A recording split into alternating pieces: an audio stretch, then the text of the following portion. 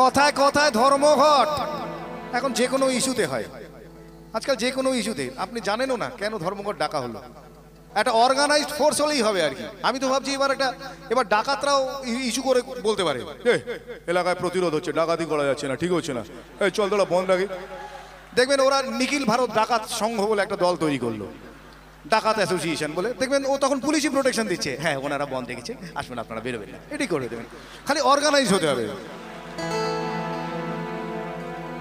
কথায় কথায় ধর্মঘট আর সবাই ধর্মঘটি, অধার্মিকের ধর্মজ্ঞানে স্লোগান স্লোগান আর স্লোগানে গোলক ধাঁধায় ঘুরে আমার হারিয়ে গেছে ঘটি। মন্ত্রীরা সব হারামজাদা আস্ত বদের ধাড়ি, মন্ত্রীরা সব হারামজাদা আস্ত বদের ধাড়ি, তুড়ুক নাচে মন্ত্রিসভা এখনো বাইজি বাড়ি।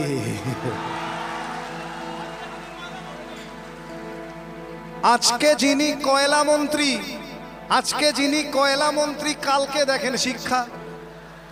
মানে স্পেশালাইজ করার দরকার নেই, কয়লা বুঝবো শিক্ষা বুঝলো কোনো ব্যাপার না, এরকম একটা ব্যাপার।